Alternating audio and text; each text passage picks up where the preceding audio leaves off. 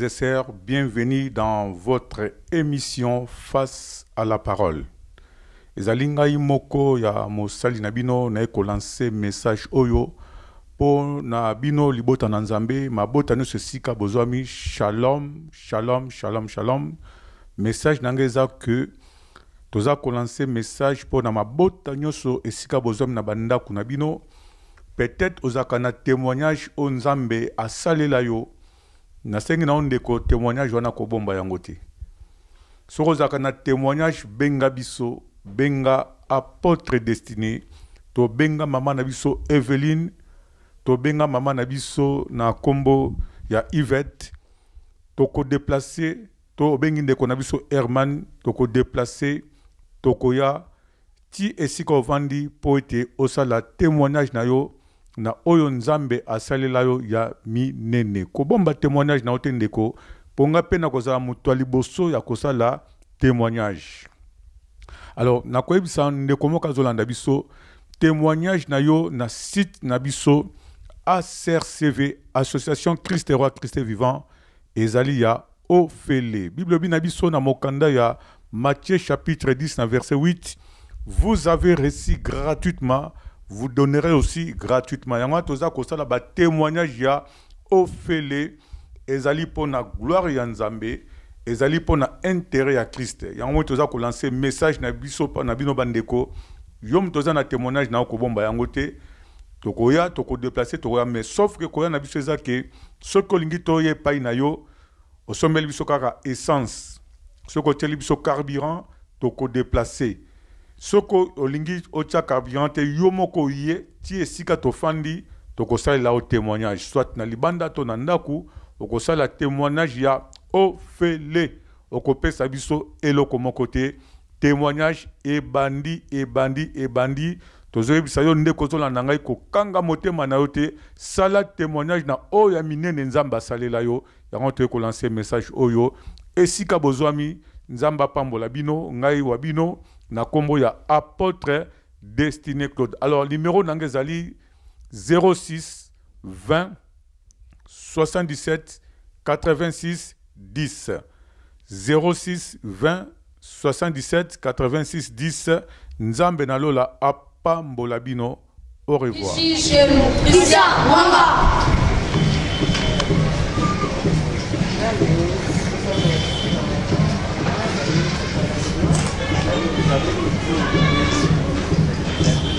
Como é bana on Christian merci pour le cas.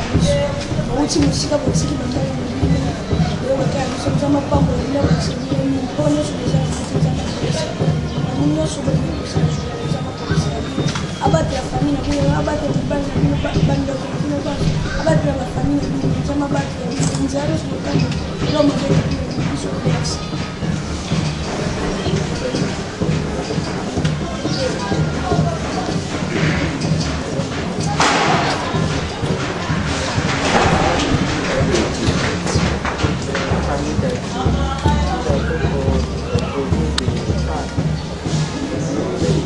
C'est pour moi un réel plaisir de vous retrouver encore dans le cadre de cette émission, l'émission Face à la parole, l'émission de l'association Christ et Roi, Christ et Vivant. C'est à partir de Kinshasa, capitale de la RDC, que nous vous présentons cette émission et nous vous saluons, nous vous souhaitons la bienvenue encore dans le cadre de cette émission. Sans plus tarder, nous tenons à vous présenter cette grande équipe, cette grande armée qui nous a accompagnés, car je ne suis pas seul et je n'ai jamais été seul. Je tiens, c'est pour moi un honneur aussi de vous présenter un homme de Dieu, un papa qui nous a toujours accompagnés, le révérend pasteur Gilbert Matabaro. Bonjour pasteur. Oui, bonjour. Pasteur, bazo landa biso de partout, bazo linga bae ba tozawa pipe toye kosala nini kasi sikawo. Ok, tozana homme Christian Mwanga toye awa na cadre ya kotala bana na biso lolenge momesano tokoki jamais koya kotala biso bana biso maboko pamba te po ete Bible ezotalisa biso ete la religion pure consiste à visiter les orphelins nde na cadre wana ete kotala bana biso toza awa na homme Christian Mwanga.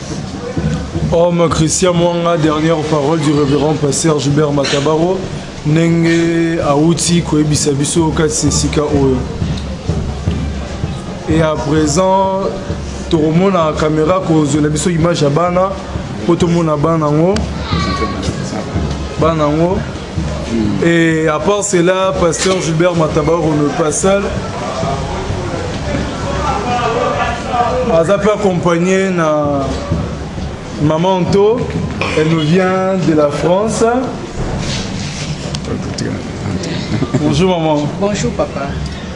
Et c'est mon amour, c'est ni kokuta na kati sesika oyo pe koya ko assister bana na moi mukionza mbazali ko pesa biso ko partager na bango.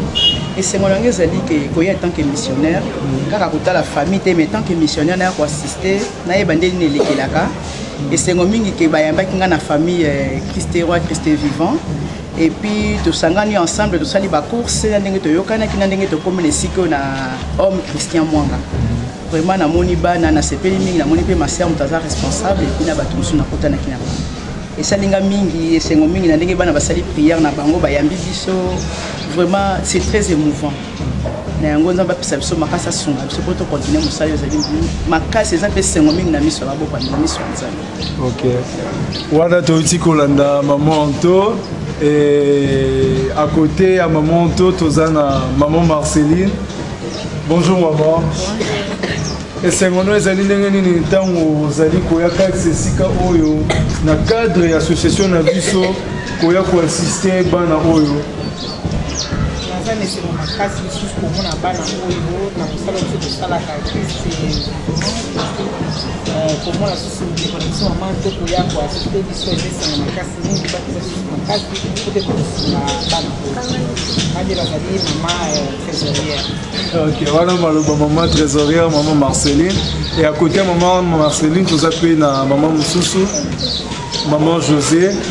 Bonjour maman. Bonjour. Sentiment na mweza nini ni koya ko assister bana oyo kati sika o. Sentiment nanga na sepele mingi ko kuta esengo bayambi biso nango awa ndenge tomoneli bana na sepeli pe na pese merci na bandeko na biso oyo bazosala ezali teke bango bazala nango mingi koleka ezali ka bolingo nzamba apesi na mitema na bango bolingo na pesi biso pe mpona koyeba kosala mosala oyo yango wana na sepeli. Ok, wana toti kolanda maman José et tokozongisa maloba pa pasteur mpona kopresente biloko oyo association et mpona koassiste bana na biso na ntongo na lelo.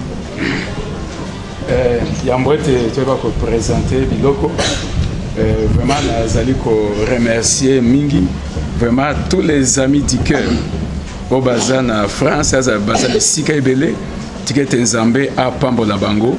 Pourquoi? Parce que na Job 33 verset 21 Job azali koloba ete aboyaki vraiment koassiste aboyaki kopimela baorphelin droit na bango aboyaki ete loboko na ye ekatana ezala brisé abi soki nasalelaka badroit na ngai soki naboya korendre baorphelin na badroit na bango tika ete loboko na ngai ekatana. yango naza koexhorte bandeko nyonso les amis du cœur et en l'occurrence maman Anto moko ya les amis du cœur na France azakati esika oyo tika ete vraiment nzambe apambola bango mpe naza na koliki ete maboko na bango ekokatana te mais au contraire nzambe akoaffermi maboko na bango apambola oyo ezali l'œuvre de leurs mains po ete toyeba koassiste parce que le christianisme et la religion ezaka koganga te yesu mais il faut vraiment des actions et la religion pure consiste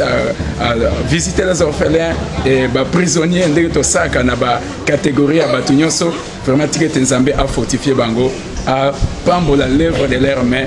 Vraiment c'est avec vraiment une joie nde nazali koencourager bango koloba ete bakoba balemba te nzambe akopambola bango même moment opporté ata bakotraverser de moments difficiles.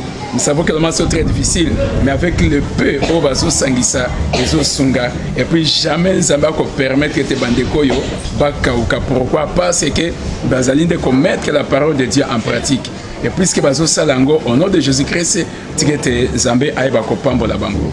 Et voilà pourquoi toyaki nde tolobaki na introduction tolinga bokopamba te tu as avec quelque chose vraiment, bien que vraiment ils ont manqué, mais je sais que dans des bandes comme Bayambi Bisso, encourager Bisso, vraiment tu as déjà vraiment famille, donc tu as la bande Oyo, tu as comme Zambé, je pense que c'est inutile de présenter encore puisque l'image est ali et moi quelques sacs de riz et mafuta, la monia wanani enani semoule, namoni carton 3 cartons ya soso, namoni zanza miliki, namoni le sucre et combien de sachets?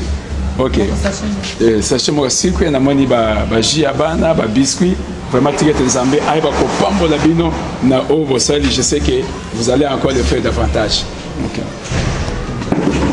OK, on a tout le révérend pasteur Gilbert Matabaro na intervention na ye.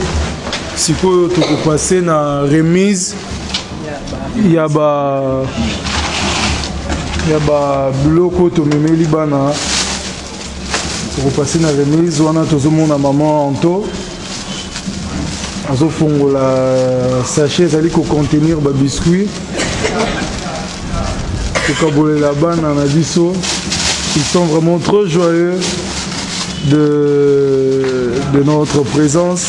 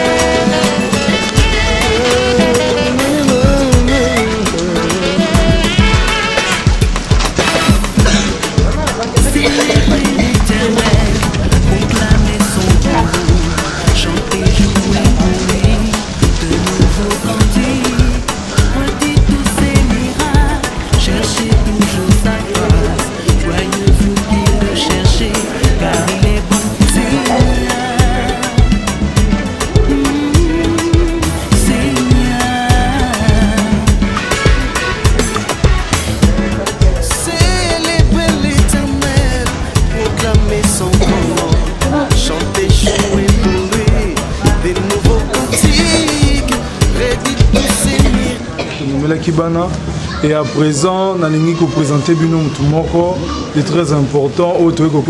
Ici, comme notre masseur, un mot à dire, à adresser à bonjour ma soeur. Ma soeur, si vous présenter, peut adresser un mot à bateau bateau dans le biseau. Je suis missionnaire, je viens de l'extérieur, je viens de l'Inde. Depuis 21 ans, je suis ici dans cette œuvre. Et voilà, je suis responsable de cette centre. Les enfants, nous accueillons. Nous avons nombre de dans la temps, on accueille 50 pour le moment. Nous accueillons 35 pour l'éducation des enfants. Nous avons limité le nombre parce que les enfants qui viennent chez nous, ce sont des femmes de nos enfants, ce sont des orphelins. Et d'autres enfants, même les parents à remarier, les malades, ils n'acceptent pas l'enfant des premières femmes. C'est les enfants pareils nous avons ici. Et les enfants sont beaucoup torturés après le décès des parents. C'est comme ça. Pour la protection, notre œuvre, c'est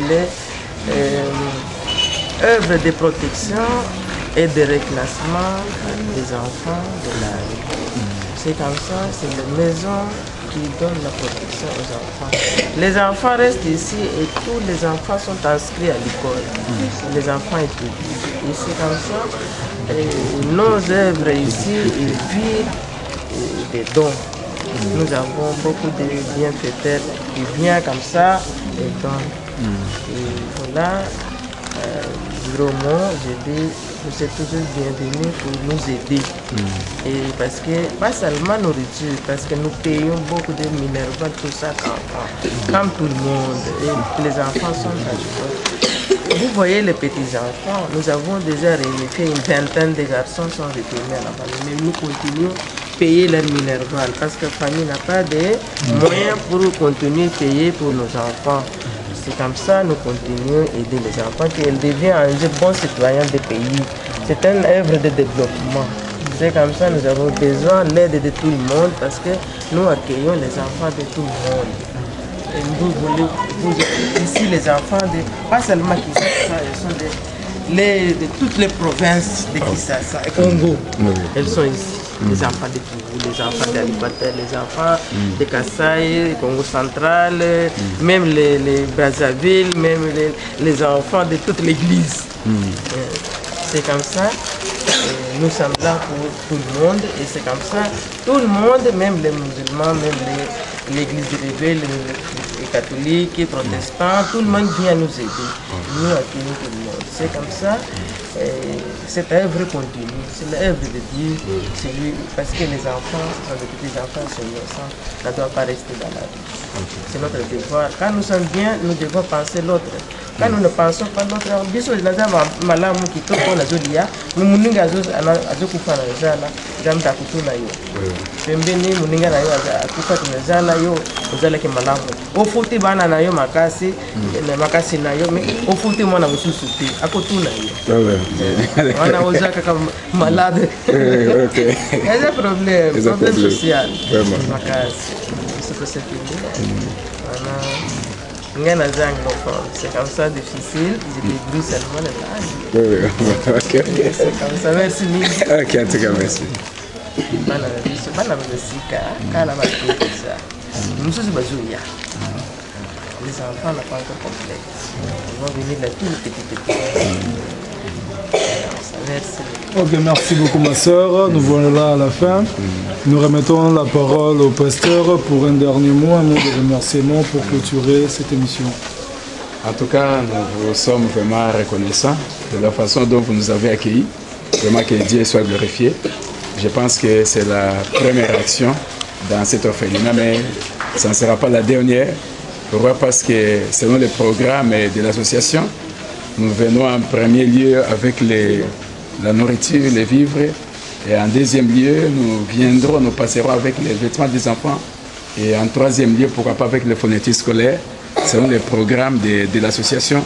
Vraiment, nous vous sommes vraiment reconnaissants. Que Dieu bénisse nos enfants, que Dieu bénisse tous nos bien-aimés qui nous ont soutenus, qui continuent à soutenir vraiment l'œuvre de Dieu, cette association.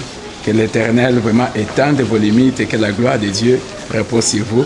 Et nous remettons nos enfants entre les mains du Seigneur Jésus, qu'ils soient vraiment bénis, qu'ils soient sous la protection du Très-Haut.